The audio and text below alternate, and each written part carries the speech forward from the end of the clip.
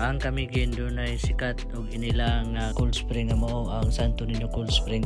So dili pod paulahi ang probinsyas Bohol sa ilang cold spring, gawas nga doon na sila mga manindot nga matan-awon sama sa Chocolate Hills dito sa may Carmen. So napod sila giingon nga man-made forest sa Pilar, napod sila giingon nga si Katuna Mirror of the World o ang sikat nga Lubok floating restaurant.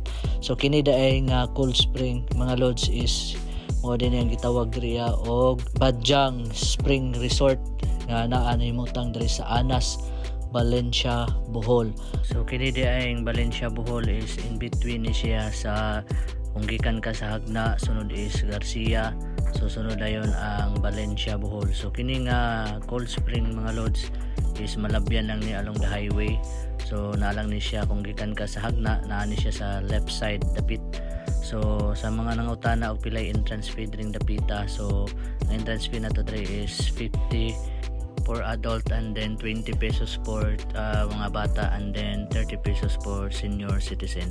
So ang tubig anang busay grabe kabugnaw kaayo mga lods. So kung magpatungod ka, so murasog kag gi-massage diha. So naa sila swimming pool para sa mga dagko, naapod sila swimming pool para sa mga bata. So safety kaayo mga lods ang maong swimming pool tungod kay naay gabantay pod no.